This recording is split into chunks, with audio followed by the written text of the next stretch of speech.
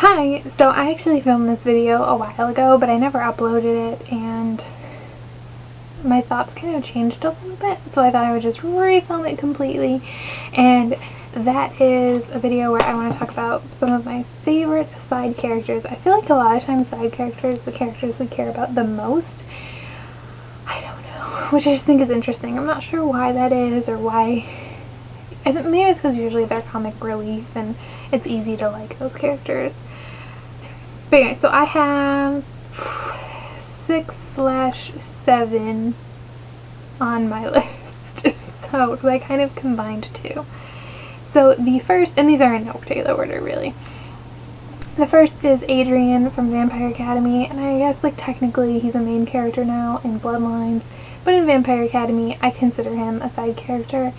And who doesn't like Adrian? I just think he's funny and fun, and you care for him, and like, I mean, I never really shipped Adrian and Rose, but at the same time, I felt horrible for him for everything he had to do, and he's such a nice guy, even though he has issues, and it's just,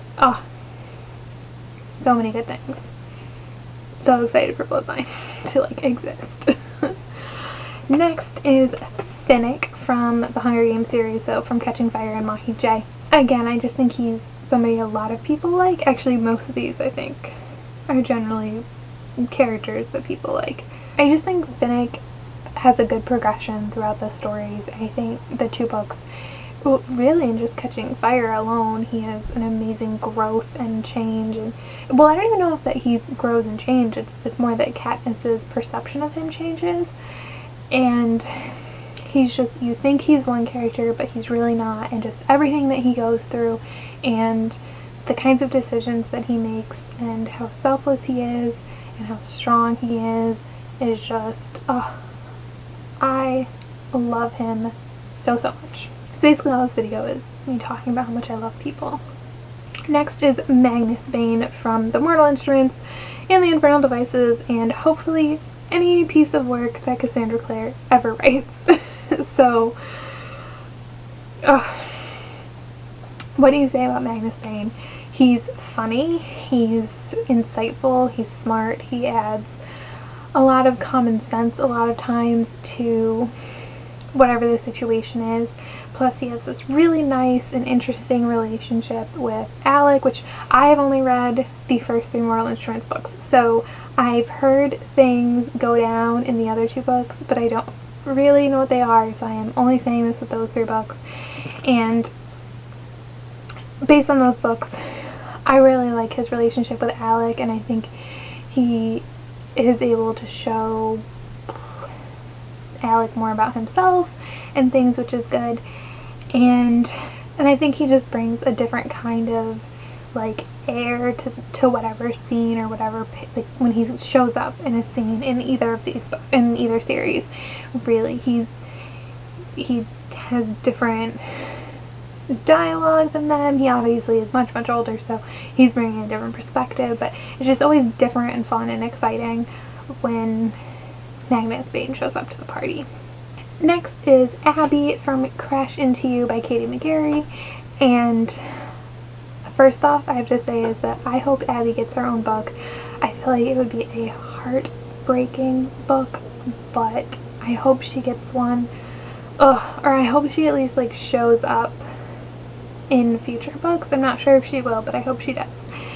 Because I wasn't sure how to feel about her initially when reading it, if you were supposed to like her, if you were not supposed to like her, if she was supposed to be a good influence or a bad one. And I'm honestly not sure what she is still. Like, she clearly has a really rough life. She's made some really bad decisions, but at the same time she's really supportive of the characters in Crash Into You, and she's a good friend despite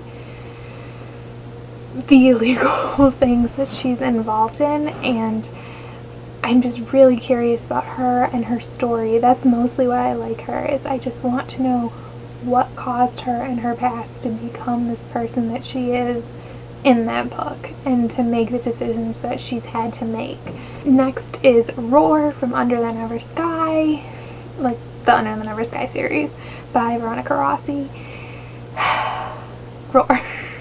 Like, I don't even, he is funny, he's touching. What he goes through as a character with the whole Liv situation is just heartbreaking, and we're never in his head, but it's, you still feel it, and you're still a part of it, and you still connect with him, and he's so real. His emotions are amazing, whether they be sadness or anger or happiness, whatever it is. Plus, he's an amazing friend. He's a great friend of Perry, he's a great friend of Arya, but he also isn't this just like completely selfless person that sometimes those side characters can become, which kind of makes them one-dimensional, where they're just there to be like a sounding board for the other characters. I think Roar is fully fleshed out, and he does have his own issues, and sometimes he's like, listen, I need to like go deal with my own crap. But yeah, I mean, honestly, he's probably my favorite character in that whole series, which is why I will never probably read the Roar and Liv novella, because I'm not sure I can put myself through that. And last are the ones that I combined, and I combined Chubbs and Zoo from the Darkest Minds / Never Fade. Chubbs took a long time to grow on me, and it wasn't really until the end of the Darkest Minds that I actually really started to like him.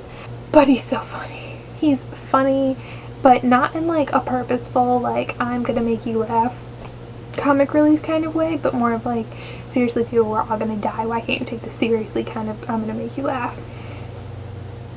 Which I think is enjoyable, and I think is a little different for those types of characters in young adult fiction, at least in my experience.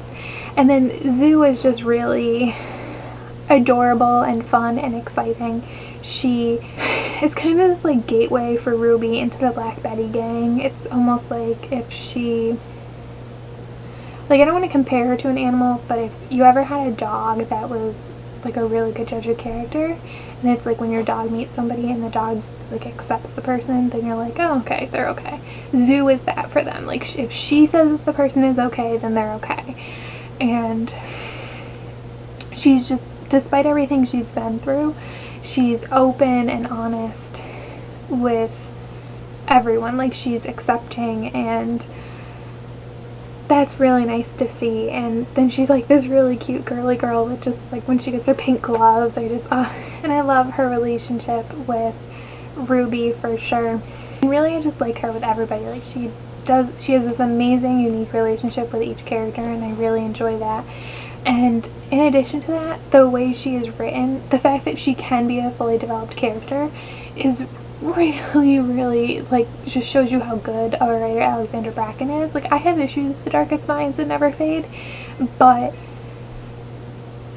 the way she was able to develop Zoo is not one of them, because she doesn't talk, so all of her interaction is physical and nonverbal, and that's really hard to convey in a book. I mean, in a movie or a TV show, that's one thing, but in a book it's a lot harder.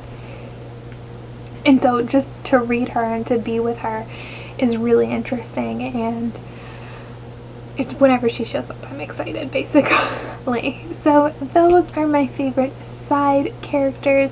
If you like any other side characters, or you like these and you want to talk about it, feel free to leave comments below. Thanks for watching. Bye!